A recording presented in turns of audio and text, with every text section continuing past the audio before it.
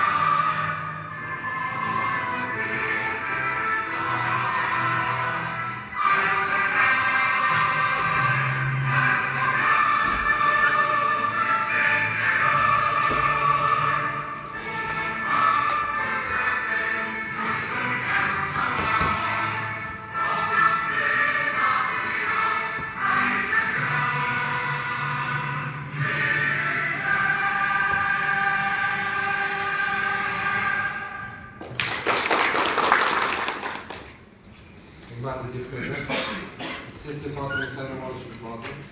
Sessiya kotibligiga paxtabod saylov okrugidan saylangan deputatimiz Ahmedova So'ragan nomzodini taqdim etadi. Boshqa takliflar bormi? Taklif qilingan holda qo'l ko'tarib ovoz berishlaringizni so'rayman.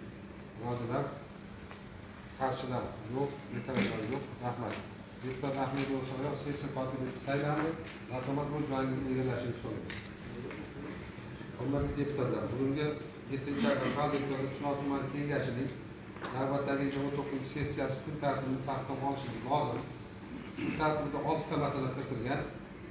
Boshqa qo'shimchalar bo'lmasa, men 6 ta nima ro'yxatini o'qib o'tishtirmagan, hammalarning qo'lingizga tarqatilgan. Agar qo'shimchalar yo'q bo'ladigan bo'lsa, kun tartibini tasdiqlab berishlaringizni so'rayman. Rozilar, qarshilar yo'q, betaraflar yo'q. Kun tartibi tasdiqlandi. Hurmatli deputatlar, sessiya ish tartibini belgilab olishimiz lozim. Ma'ruza uchun 10-15 daqiqagacha, so'zga chiquvchilar va munosabat bildiruvchilar 10 daqiqagacha, savol va takliflar uchun 5 daqiqagacha vaqt berilib, sessiya ishini 1,5 soatda yakunlashni tavsiya etaman. Boshqa takliflar bormi? Bu holda ovozga qo'yaman, qo'l ko'tarib ovoz berishlaringizni so'rayman. Rozilar, qarshilar yo'q, betaraflar yo'q. Ish tartibi tasdiqlandi. Hurmatli deputatlar, kun tartibidagi birinchi masala Chinoz tumanida ijtimoiy-iqtisodiy rivojlantirish dasturlarini ijrosini ta'minlash bo'yicha 2026-yil 1-oyida amalga oshirilgan ishlar to'g'risida hisobot berish uchun so'z Chinoz tuman hokimining birinchi o'rinbosari Said Muyoqov kelganlar. Marhamat.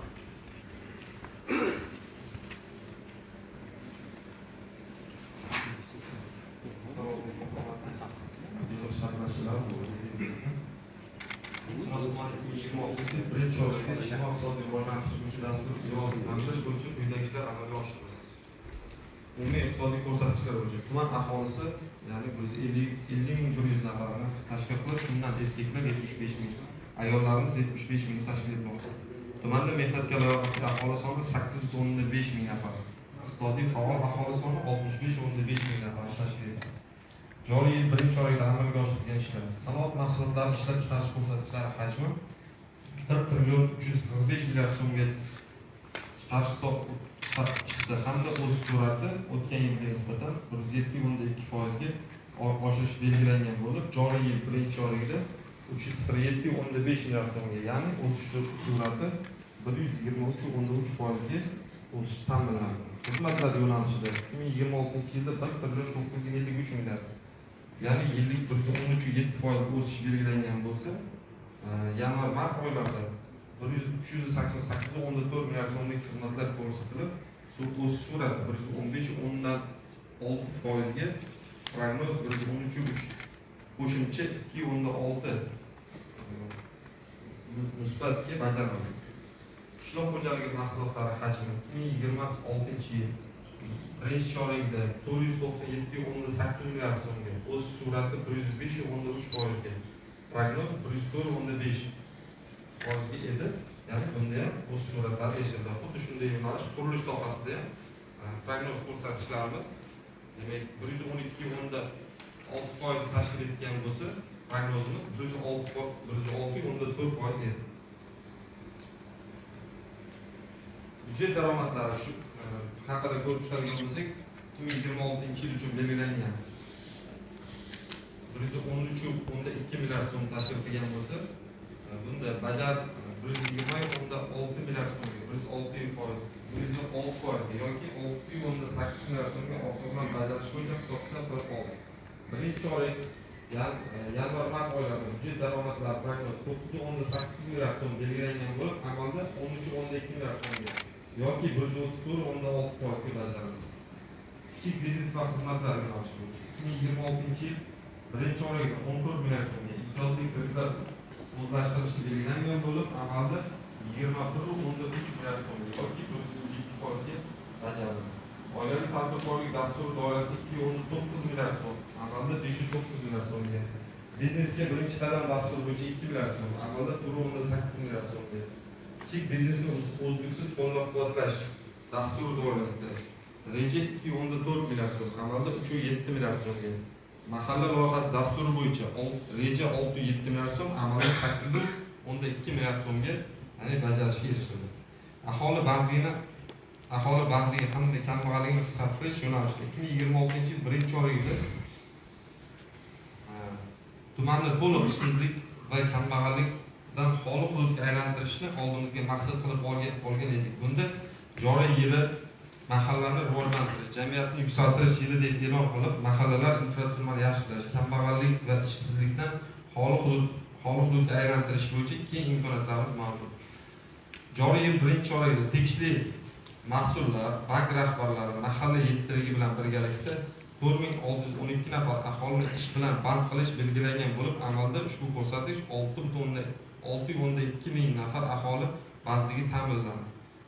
136% ga bajarildi. Bandligi ta'minlangan aholimiz, demak, turli yo'nalishlarda, ya'ni o'sha komplekslarimiz kesimida bandlik, qurilish, qishloq xo'jaligi, moliya, iqtisod kabi rahbarlarimiz bosh bo'lib, o'sha yo'nalishlar bo'yicha barcha reja ko'rsatkichlarimiz bajarishga erishildi.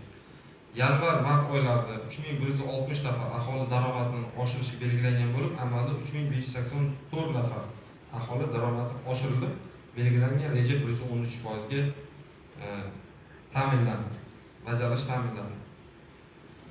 Yanvar-mart oylarida 915 nafar aholini soyadan chiqarish belgilangan bo'lib, amalda ushbu ko'rsatkich 1917 nafar aholining daromadlari, ya'ni soyadan chiqarildi, ya'ni legallashtirildi. Xorijiy investitsiyalarni o'zlashtirishimiz. Birinchi chorak o'tgan yilgi mos davrga nisbatan yuqori ko'rsatkich natijalarga erishildi. Shuningdek, ushbu yo'nalishda birinchi oyligida rejamiz 17,2 million dollar o'zlashtirishi belgilangan bo'lsa, ushbu ko'rsatkich birinchi chorakda 30,5 million dollarlik xorijiy investitsiya o'zlashtirildi. Ya'ni rejaga nisbatan 175% ga ushbu ko'rsatkichimiz bajarildi. Joriy yilning birinchi oyligida eksport yo'nalishida 10,8 million dollarlik eksportimiz amalga oshirilib, ushbu ko'rsatkichimiz ham o'tgan yilga nisbatan 144% ga, ya'ni o'sishga erishildi. Kambag'al oilalar bilan ishlash yo'nalishi bo'yicha 2026 fevraldan boshlab ijtimoiy himoya yagona reyestri va kambag'al oilalar reyestri negizida yagona ijtimoiy reyestr yuritilishi belgilangan. Bunda ijtimoiy reyestrda oilalar ijtimoiy-iqtisodiy holatdan kelib chiqib, davlat ta'minotidagi kambag'al va kambag'allik chegarasidagi kabi toifalarga bo'linadigan bo'ldi.